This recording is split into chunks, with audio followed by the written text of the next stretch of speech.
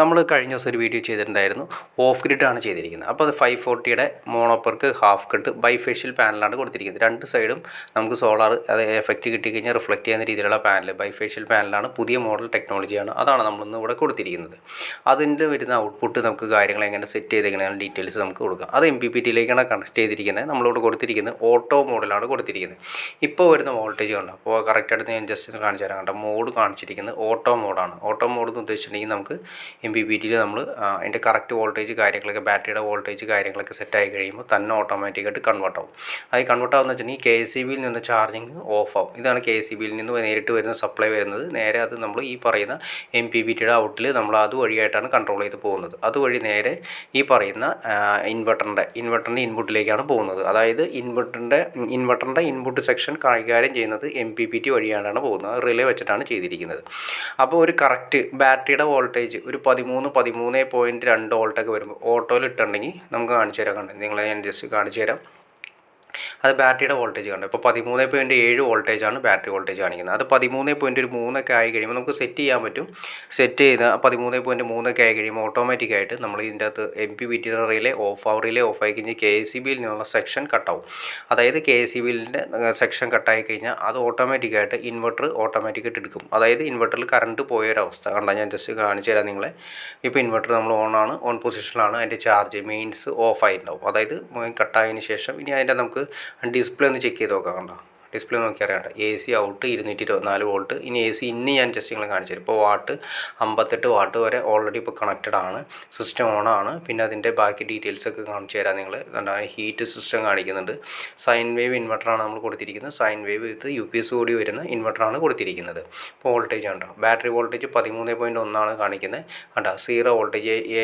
AC ഇന്ന് കാണിക്കുന്നത് 0.2 വോൾട്ടാണ് കാണിക്കുന്നത്. AC out 224 volt. അതായത് നമ്മുടെ ബാറ്ററിയുടെ വോൾട്ടേജ് എപ്പോഴാണോ 13 സംതിങ് ആയി നമ്മളത് സെറ്റ് ചെയ്തിരിക്കുന്നത്, MPPT-യിൽ സെറ്റ് ചെയ്തിരിക്കുന്നതാണ് 13.3 അല്ലെങ്കിൽ 13. അതൊരു സേഫ്റ്റിക്ക് വേണ്ടി ചെയ്തിരിക്കുന്നതാണ്. ബാറ്ററി ഫുള്ളായാൽ മാത്രമേ, ചാർജിങ് ഫുള്ളായാൽ മാത്രമേ നമുക്ക്, അതായത് സോളാർ കാലത്ത് വരുന്ന ആ എനർജി കൊണ്ട്, സോളാറിൽ നിന്ന് വരുന്ന കറണ്ട് കൊണ്ട് ബാറ്ററി നമുക്ക് ആദ്യമേ തന്നെ ഫില്ലാവണം. ബാറ്ററി ഫില്ലായി കഴിയുമ്പോൾ ഓട്ടോമാറ്റിക്കായിട്ട് ബാറ്ററി ഫില്ലായി കഴിയുമ്പോൾ ചാർജ് ചെയ്ത് ഫില്ലായി കഴിയുമ്പോൾ സോളാറിൽ നിന്ന് ചാർജ് ആയി കഴിയുമ്പോൾ KCB, അതായത് KCB ലൈൻ ഇൻപുട്ട് വരുന്നത് കട്ടാവും. അതായത് നമ്മുടെ KCBയിൽ അതിന് മുന്നേ വർക്ക് ചെയ്തുകൊണ്ടിരുന്ന ബൈപ്പാസ് ചെയ്തിട്ടായിരിക്കും വർക്ക് ചെയ്യുന്നത്.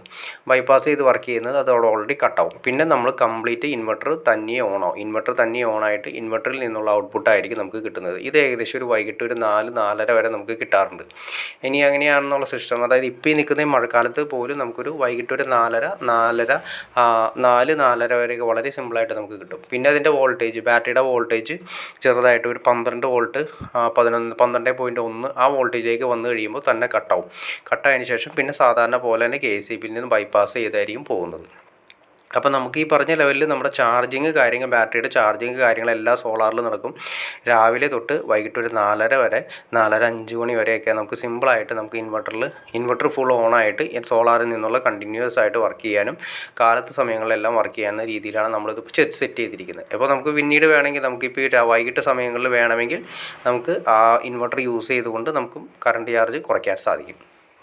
അപ്പോൾ നമുക്കിത് ചെറിയൊരു വീഡിയോയിൽ നമ്മൾ എല്ലാ കാര്യങ്ങളും ഉൾപ്പെടുത്താൻ സാധിക്കില്ല. കാരണം വെച്ചാൽ ഒരുപാട് ഡീറ്റെയിൽ ആയിട്ട് കാര്യങ്ങൾ സംസാരിച്ചാൽ നമുക്ക് അറിയാൻ പറ്റുള്ളൂ. എങ്ങനെയാണ് MPPT കാര്യങ്ങൾ എങ്ങനെ വർക്ക് ചെയ്യുന്നത്, സെറ്റ് ചെയ്യുന്നത്, എങ്ങനെയാണ് കട്ടാവുന്നത് എന്നുള്ളൊക്കെ ഡീറ്റെയിൽസ് കാര്യങ്ങൾ, എങ്ങനെ നമുക്ക് കറണ്ട് ആവശ്യം ലാഭിക്കാം എന്നുള്ള ഡീറ്റെയിലും KCBയിൽ നിന്ന് ഒട്ടും തന്നെ കറണ്ട് എടുക്കാതെ എങ്ങനെ ചെയ്യാമെന്നുള്ള ഡീറ്റെയിൽസ് നിങ്ങൾക്ക് അറിയണം താല്പര്യമുണ്ടെങ്കിൽ തീർച്ചയായിട്ടും നിങ്ങൾ കമൻറ്റ് ചെയ്താൽ മതി. നമുക്ക് അതിനെക്കുറിച്ച് ഡീറ്റെയിൽ ആയിട്ടൊരു വീഡിയോ ചെയ്യാൻ സാധിക്കുന്നതായിരിക്കും. അപ്പോൾ ഓക്കെ ഫ്രണ്ട്സ്, നിങ്ങൾക്ക് വീഡിയോ ഇഷ്ടപ്പെട്ടെങ്കിൽ തീർച്ചയായിട്ടും ലൈക്ക് ചെയ്യുക, ഷെയർ ചെയ്യുക, ചാനലും സബ്സ്ക്രൈബ് ചെയ്തേക്കുക. ചാനൽ സബ്സ്ക്രൈബ് ചെയ്താൽ മാത്രമേ നമുക്ക് ഇതുപോലുള്ള ഇൻഫോർമേറ്റീവായ വീഡിയോസ് ചെയ്യാനുള്ളൊരു മോട്ടിവേഷൻ ലഭിക്കുകയുള്ളൂ. അപ്പോൾ തീർച്ചയായിട്ടും ചാനലൊന്ന് സബ്സ്ക്രൈബ് ചെയ്തേക്കുക. ഓക്കെ ഫ്രണ്ട്സ്, അടുത്ത വീഡിയോയിൽ കാണുന്നവരെ ഓക്കെ.